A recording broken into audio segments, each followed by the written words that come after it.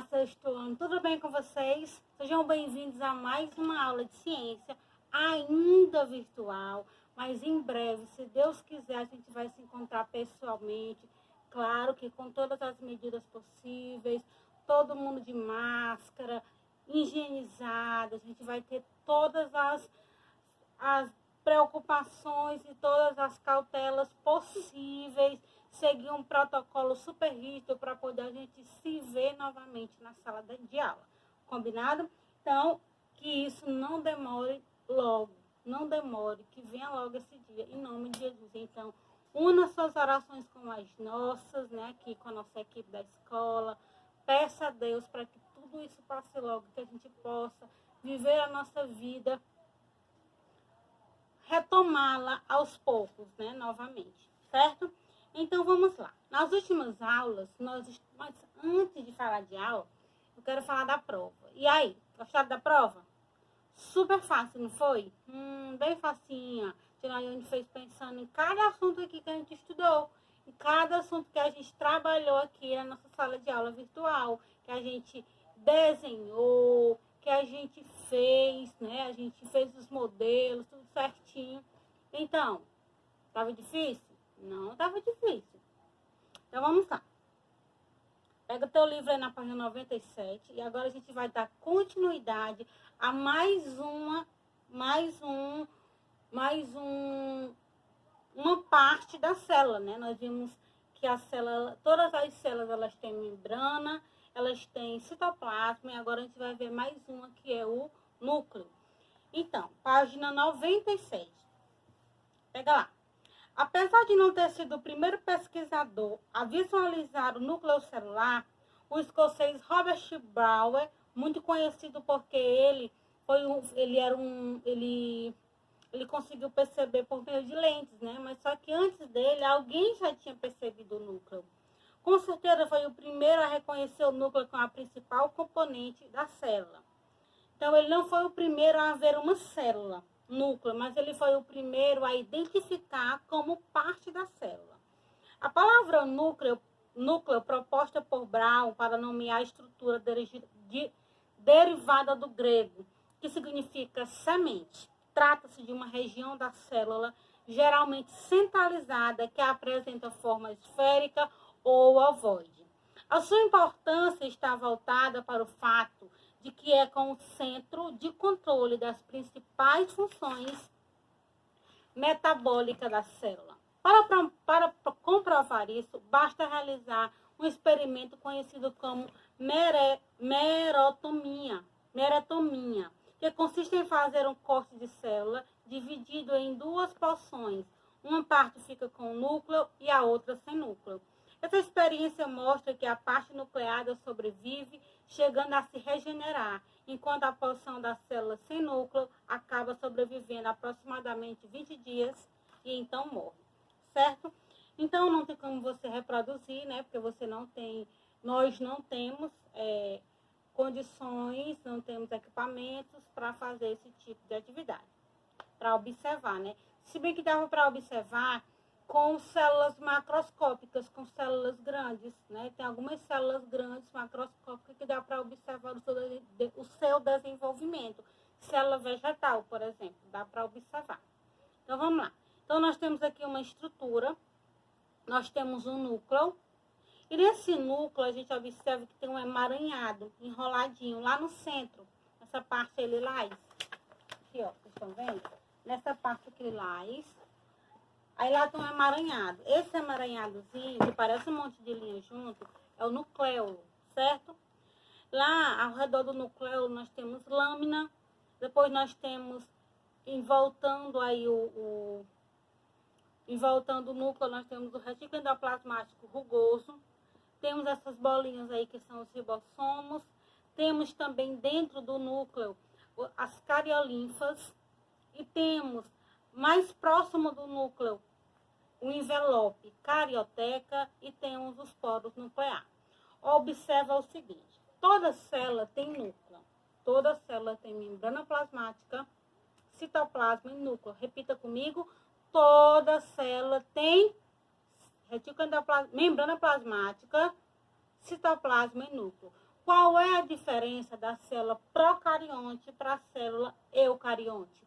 A célula procarionte, o pró vem de primitivo. Então, o eucarionte vem de verdadeiro. E o carionte vem de carioteca. Então, na célula procarionte não tem carioteca, não tem um envelope que guarda o núcleo. Já no eucarionte tem um envelopezinho que guarda o núcleo.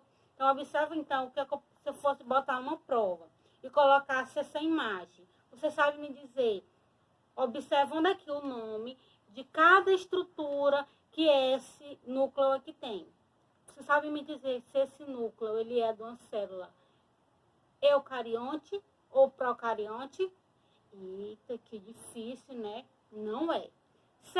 Primeira coisa, célula procarionte, aquelas simples que tem bactéria, que tem até o rabinho lá, né? O flagelo. As células procariontes têm retículo endoplasmático? Não tem. Quem tem retículo endoplasmático? Somente as eucariontes. Então, aí já é um espaço. Já é um negócio para tu ficar de olho. Outra coisa, carioteca. Outra não, a principal, carioteca. Você não vai ver esse nome na célula procarionte. Então, célula procarionte, só quem tem é... carioteca, só quem tem é célula eucarionte. Célula procarionte não tem carioteca. Esse emaranhado aqui que tá aqui bonitinho, arrumadinho, fica todo solto lá dentro. Então, aqui tem um investiga, né? As hemácias eritrócitos ou ainda glóbulos vermelhos, que são responsáveis pela pigmentação do nosso sangue, são células sanguíneas encontradas em mamíferos, como nós, e demais vertebrados. São elas as responsáveis pela importante função de transportar oxigênio e gás carbônico pelo sistema circulatório. Sabe-se que elas são consideradas células anucleadas, pois perdem seu núcleo durante o desenvolvimento. Você saberia explicar por que esse processo é importante para os mamíferos? Então, vamos ver. Os mamíferos são organismos homeotérmicos, ou seja, mantêm seu corpo constantemente aquecido a uma temperatura média de 37 graus Celsius. Por isso, se você está com a temperatura acima de 37, você está com febre, né? Então, nós somos homeotérmicos, nós mantemos uma temperatura equilibrada no nosso corpo. Se está baixa demais ou alta, a gente já começa a apresentar problemas no nosso corpo. Manter essa temperatura constante exige um grande gasto energético. Por isso que a gente tem que se alimentar, beber. O que significa que uma maior concentração de oxigênio precisa ser transportada entre os tecidos. Para onde esse oxigênio tem que ir? Para a célula. Quem faz respiração celular? Mitocôndria. Dessa forma, a perda do núcleo em mamíferos trouxe uma vantagem evolutiva a esses animais. Nas hemácias, o núcleo ocupa um grande espaço celular. E esse espaço pode ser ocupado por uma maior quantidade de moléculas de oxigênio. Além disso, hemácias anucleadas são mais leves e, portanto, mais rápidas. Alguns pesquisadores afirmam ainda que a perda do núcleo resultou em uma maior flexibilidade às hemácias, facilitando sua movimentação pelos pequenos vasos sanguíneos. Então, vamos seguir aqui como é esse núcleo, na página 99. Então, a gente leu até agora, entendemos que núcleo significa, foi um nome dado por um cientista, Robert Brouwer, que ele identificou o núcleo como parte de uma célula. E ele deu esse nome, né, porque no grego, nux, significa semente. E como foi que ele concluiu isso? Ele concluiu porque ao dividir uma célula ao meio, ele percebeu que a parte que não tinha núcleo morria, já que a parte que tinha núcleo, ela se desenvolvia, se regenerava a parte perdida. Então, ele chamou de núcleo, que significa semente. Isso aqui, ó, é muito importante de você entender. Outra coisa que é muito importante de você entender, então você pode anotar aí. Vamos lá, o que você vai anotar hoje? Vai anotar aí. Núcleo significa semente. Foi dado pelo cientista Robert Brown, tem no livro de vocês. Como que ele observou isso?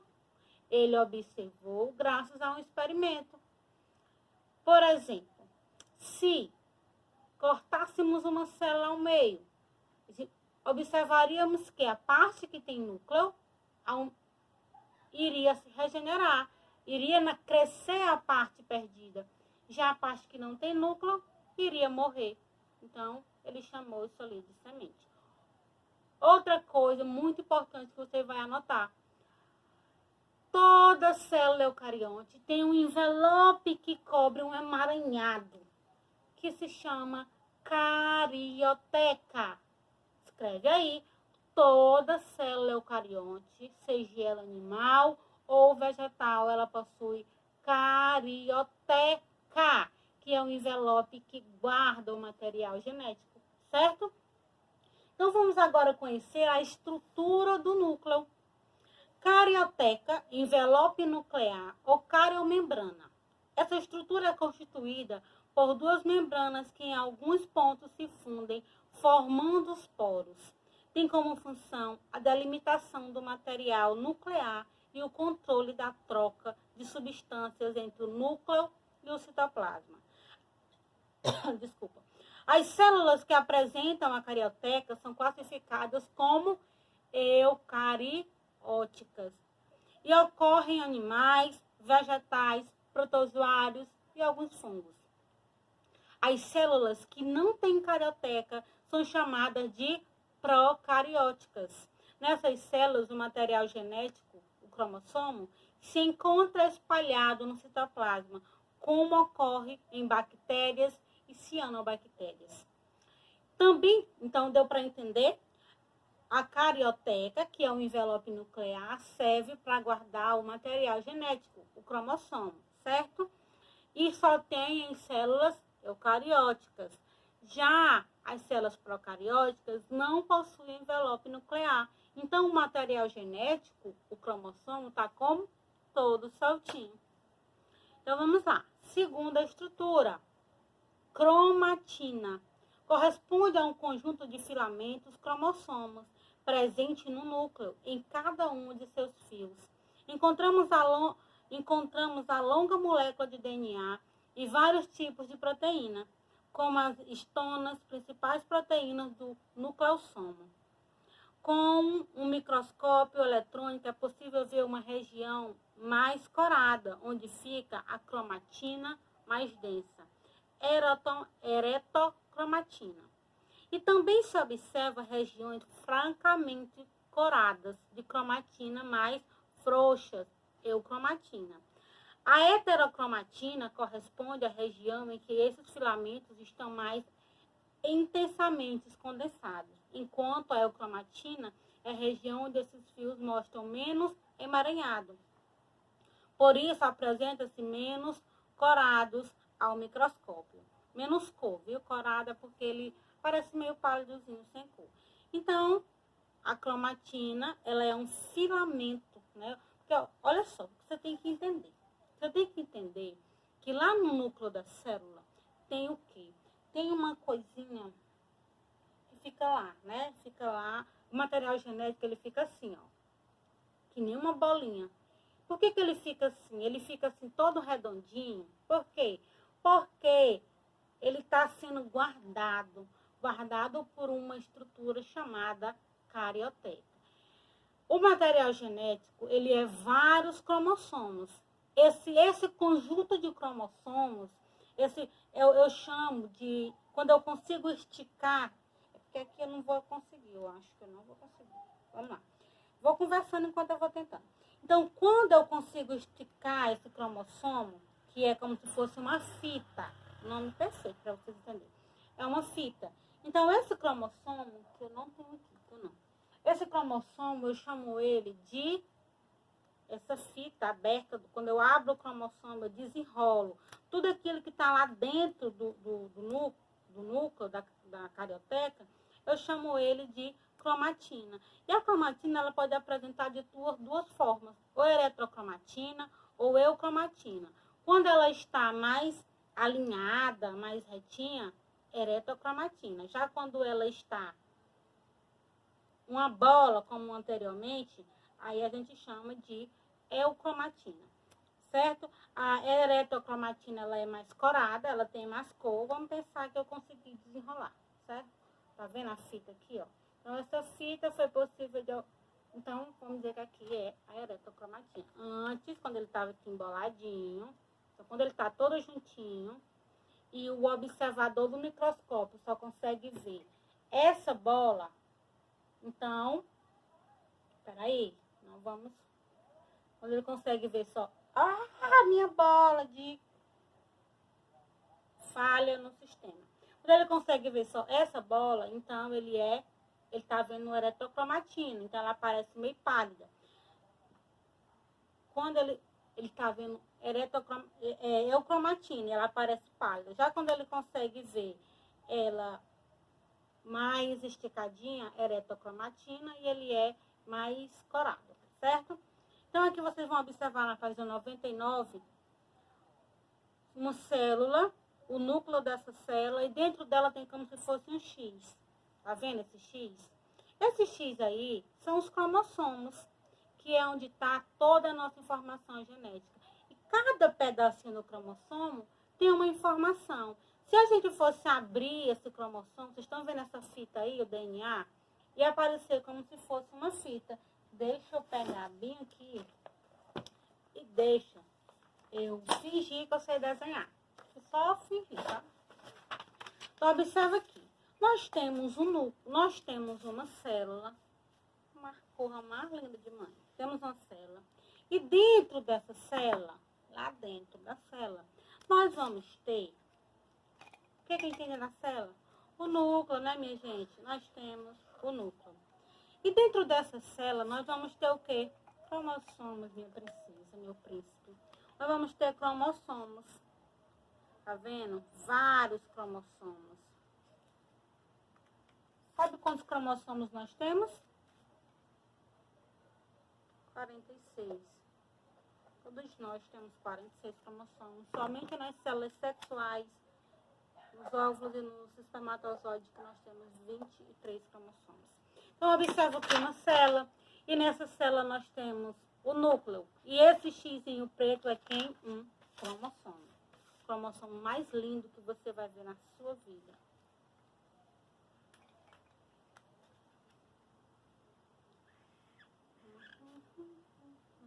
Então, vamos aqui pegar esse cromossomo. E nesse cromossomo, peguei aqui um cromossomo, certo? Lá no centro dele tem um negócio. Um encontrozinho, né? Tá em vermelho, mas vamos ter uma caneta vermelha. Vai ficar mesmo dessa cor aqui, lilás. Minha gente. Tá vendo aqui, ó? Meu cromossomo perfeitamente lindo. Então, veja só. Aqui nesse cromossomo, eu vou esticar ele. Então, à medida que eu vou começar a esticar ele tá tudo juntinho, eu vou começar a esticar ele. Então, ele vai, ó, começar a se desenrolar, tá vendo? E outra coisa que eu quero que vocês observem aqui, é que dentro essa fita, ela tem uns pauzinhos, palitinhos, perdão aí, palitinho. Eu vou colocar em azul. Cada palitinho desse, que eu chamo de alelo, é que vai ter uma característica. A cor dos meus olhos, a cor do meu cabelo, o formato do meu cabelo, o formato do meu dedo, a quantidade de dedo, o formato do meu olho, do meu nariz, do meu queixo, o lóbulo da minha orelha, a cor da minha pele, o meu tamanho, o jeito do meu dedo dos pés, das minhas unhas, o tipo de fio que tem no meu corpo, a textura da minha pele, a quantidade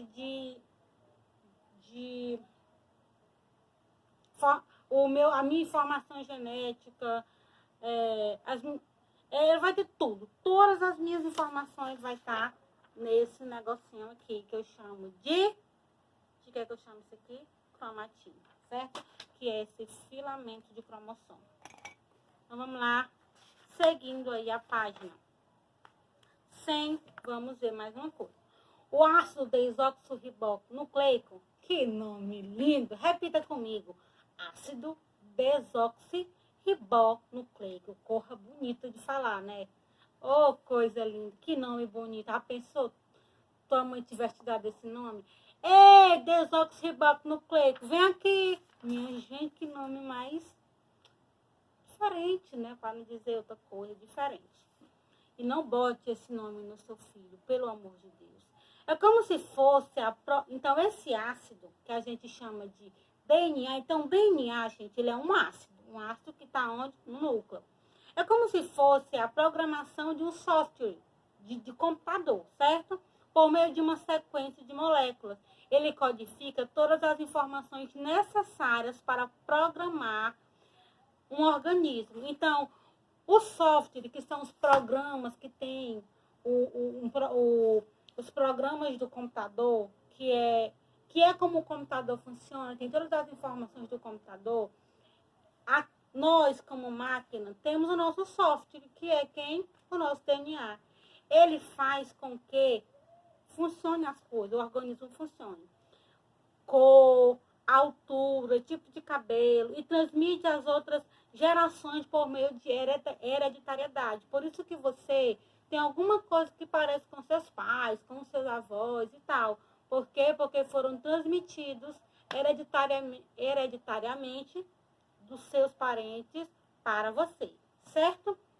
E aqui nós temos o Invertig, né? Vocês podem estar fazendo. E depois nós temos o nucleolo, arredondados e inseridos no interior do núcleo. Os nucleolos estão presentes em nossas células eucarióticas, sendo constituída por RNA ribossômico que forma os ribossomos. O ácido ribonucleico, é mais recente esse nome, né? Ribonucleico, RNA.